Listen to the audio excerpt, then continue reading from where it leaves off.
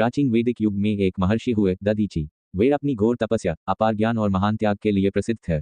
उनका जीवन सेवा और परोपकार की भावना से ओतप्रोत था। उस समय देवताओं और दानवों के बीच निरंतर युद्ध होता रहता था।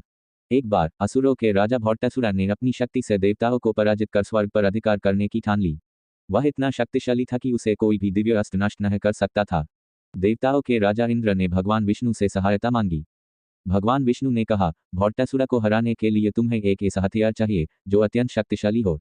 ये केवल महर्षि दधीचि की अस्थियों से बन सकता है। ये सुनकर इंद्र और सभी देवता ऋषि दधीचि के आश्रम पहुंचे और उनसे सहायता मांगी।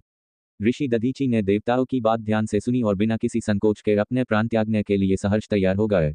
उन्होंने कहा, यदि मेरे प्राणों से संसार की भलाई हो सकती है तो यह मेरे लिए गर्व की बात होगी। इसके बाद उन्होंने अपनी योग शक्ति से समाधि लगाई और अपने शरीर को त्याग दिया। उनके दिव्य अस्थियों को लेकर विश्वकर्मा ने उनसे एक अजेय अस्त्र वज्र का निर्माण किया।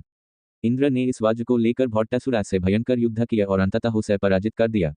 इस प्रकार ऋषि दधीचि के त्याग के कारण देवताओं को पुनः स्वर्ग प्राप्त हुआ और संसार में संतुलन स्थापित हुआ। ऋषि दधीचि की यह कथा हमें त्याग, परोपकार और भास्वैठा सेवा की महान शिक्षा देती है। उन्होंने अपने प्राणों की परवाह न करते हुए दूसरों के कल्याण के लिए बलिदान दिया।